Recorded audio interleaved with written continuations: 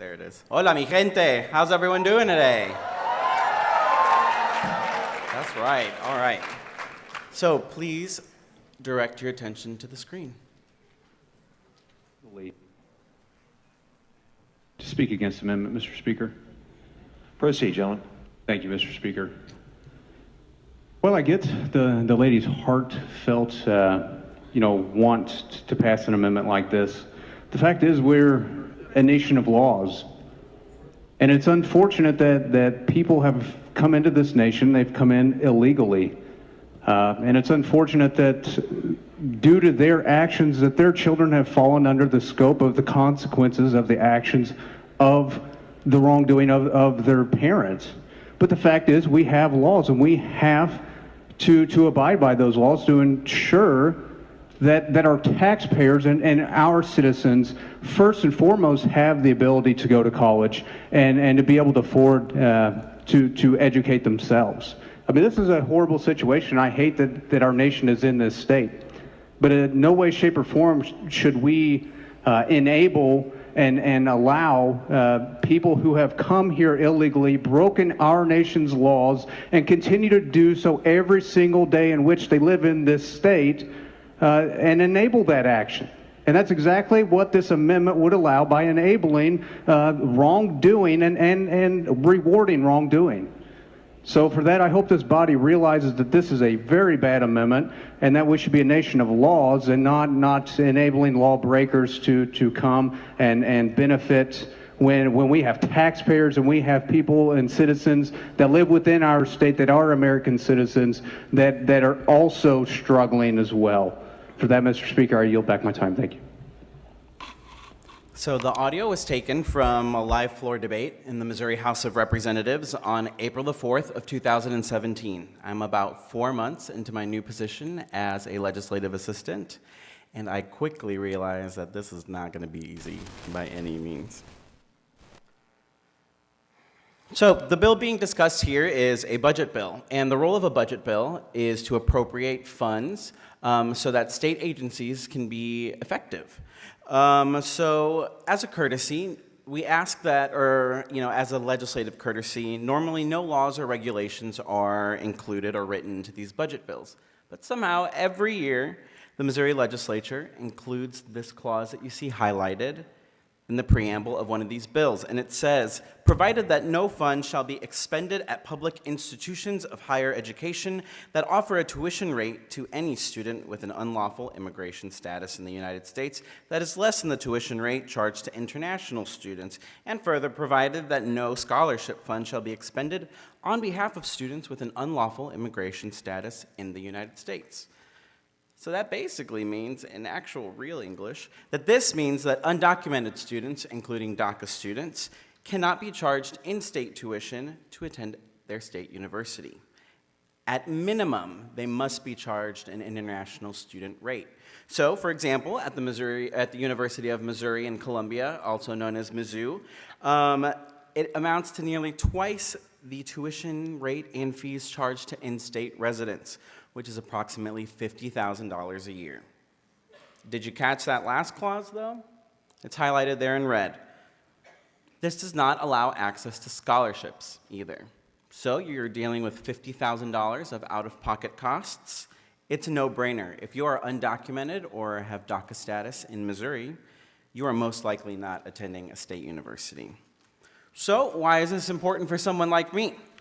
Well, for one, I am a green card holder and the only one working on staff in my state's legislature. So what does this mean for someone like me at the moment? Well, for one, I can't vote, but immigrants are known for being very innovative, and I am no different. You can thank my mother for that. So I figured, well, if I can't vote, I can at least work on the policy side of the laws and actually have a hand in getting them implemented in our system. And for that, I'm so thankful. Disenfranchisement does not have to mean being excluded from our legislative process. Second, all immigrants, especially Hispanic immigrants, regardless of their immigration status, carry the burden of uninformed and inflammatory rhetoric meant to mobilize a privileged force against us. And I will say that this is the exact reason why I believe that Black Lives Matter. Because if my black brothers and sisters are not being protected by the law, what can I expect for someone like me who is perceived to not have rights in the state? Please do not forget that. In this nation.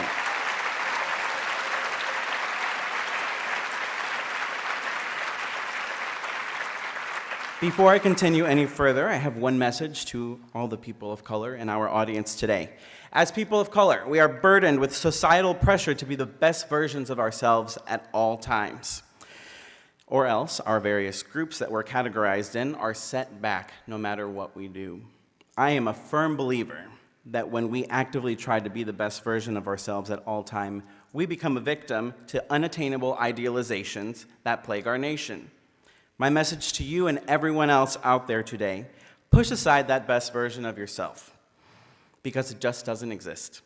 Our best versions are inherent organic beings that emerge when we're least paying attention. So please, let's all try and stop to be the best versions of ourselves and just focus on being ourselves. St. Ignatius said to find God in all things, not to finagle God in anything. So, thank you.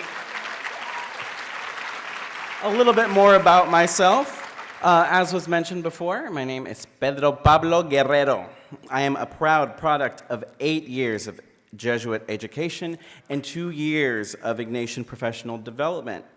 I am a graduate of DeSmet Jesuit High School in St. Louis, Missouri. That's right, I see you, SLU High. I got my bachelor in political science and international studies at Loyola University, Chicago. Go Ramblers. And then I spent 2 years working for the John Felice Rome Center, working with international volunteer programs and study trips. Gee bless. I am one of the lucky ones, and let me tell you why.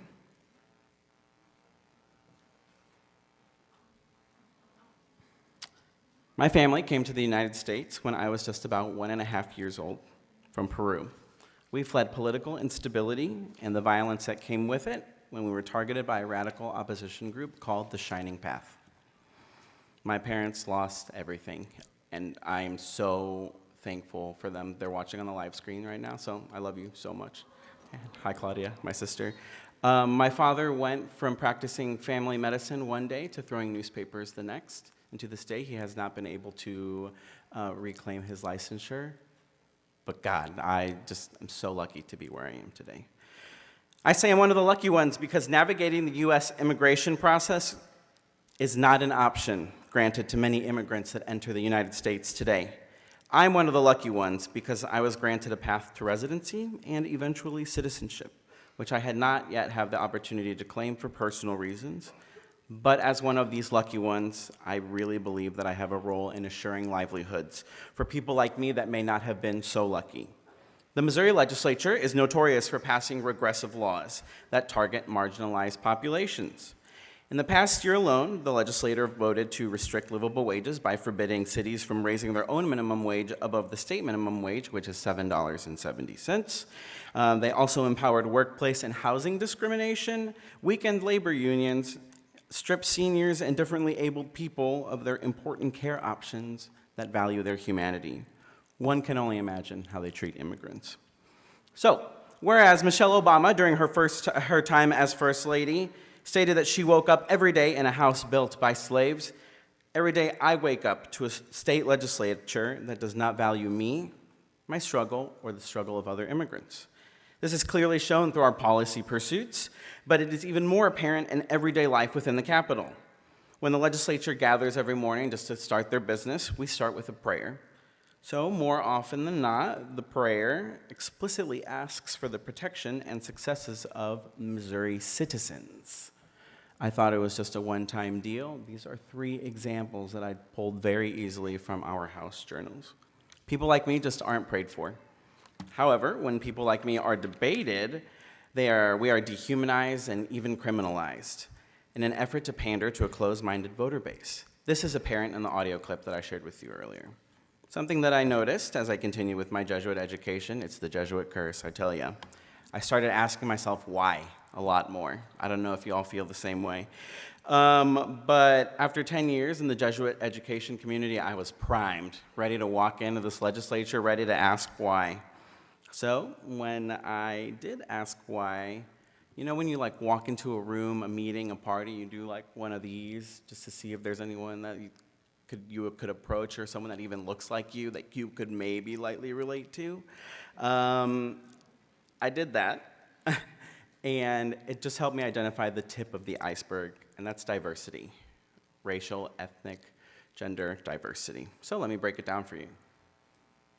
This is the Missouri House of Representatives, 163 members with 157 seats currently occupied. Our party divisions are pretty stark. 114 Republicans, 45 Democrats. So you know how like traditionally members are supposed to be on the left side of the aisle or the right side of the aisle? Well, the Democrats are like in the back corner of the left side of the aisle, so. But our policy pursuits transcend much more than just party lines. As of 2016, women make up nearly 51% of Missouri's population. However, in the House, women make up merely 19% of elected members. I don't know about you, but I will say this until the day that I die. The strength that women exude on a regular basis, you just can't compare it to anything else.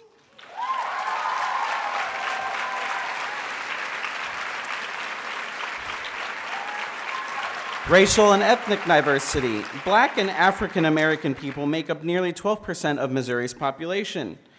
In the Missouri House of Representatives, this is reflected actually pretty well. With 12%, or there are enough members to make up 12% of our legislature. But as far as racial and ethnic diversity goes, that's it. We don't have anything else. I have 3 little glitter things there. Those represent our women of color, our black women representing. And I made them glitter on purpose because y'all sparkle. Let me tell you, the weight of the world is on your shoulders. When men of color are systematically targeted, who picks up the pieces? The women of color do. Remember that. And I want them representing me. But Missouri state politics, quite literally, are black and white. Nothing else. I'm not going to be unrealistic and assume that my state's legislature should be in exact representation of Missouri's racial and ethnic diversity, but when nearly 70% of my state's legislature is privileged white men, I'm gonna scratch my head. Rowing into the deep for me was an act of grace, by all means. Upon walking in, almost immediately, I was drowning in a culture of complicity, which is something that Missouri legislatures absolutely take advantage of. Why? Well, state legislatures just aren't covered very well in the news, on Twitter, whatever you want. Why is that? Congress is just more glamorous. There's a lot more money there. People look really nice. They say crazy things. That's really dangerous.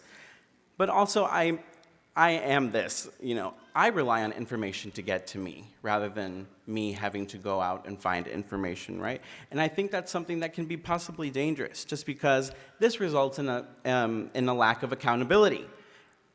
Working in a state legislature, if you're elected, is a perfect launching career for people seeking higher office. So those are people that one day will walk the halls of Congress, and you're going to see them, and they're going to say something crazy, and you're going to be like, how did they get there? It's because we just ignored them. We brushed them off. So, a few solutions that I think would work. As pioneers rowing into the deep, we can only count on one simple tactic, and that's flooding our legislatures. Write letters. Make phone calls. Don't think of it as focusing energy elsewhere. Just think of it as sharing the wealth. Rather than focusing all of our time on Congress, maybe write one letter to your state representative asking them to think about a certain bill. State legislators need to know that we're keeping an eye on them. And as constituents, we have greater access to them now than we ever will if they want to seek higher office. Did you know that in Missouri, and this may be the case for other state legislatures as well, you can testify for or against certain bills. You can just show up when it is in committee and be like, I like this bill for these reasons. I don't like this bill for these reasons. That's called constituent-made legislation. You can do that. You can have an active role in how legislation goes through, no matter your education level, your skill level, just show up and do it. But I'm going to ask you all to take it one step further today. I know that I'm speaking to a room of mainly high school and college students, but I want you to think about running for office. Please run for office. Let me be the first person to put that bug in your ear. Start thinking about it. And if you're like, never, no way, dude. Intern. One of the most beautiful luxuries that we have as university students is to dip our toes through internships into a lot of different things, whatever we want. Intern, please. Most legislatures offer internships, and this is great because you have direct access to a member. I know in my office alone, it's the legislator and myself. There's two of us. I rely heavily on the work of interns, and I'm not afraid to admit that. Y'all are amazing. Keep it up. One more thing. Also, our policies, whether we like it or not, can be a result of anecdotal experiences. We can use that in our favors by exposing ourselves and meeting our legislators, telling them about ourselves, giving them our stories, because that creates a change of heart. So if I, as a disenfranchised member of this country, can use my experiences to encourage policy changes in my state, what's holding you back? AMDG, everyone. This is my contact information, and please consider coming to my state legislature advocacy boot camp tomorrow to continue discussing this. Thank you very much.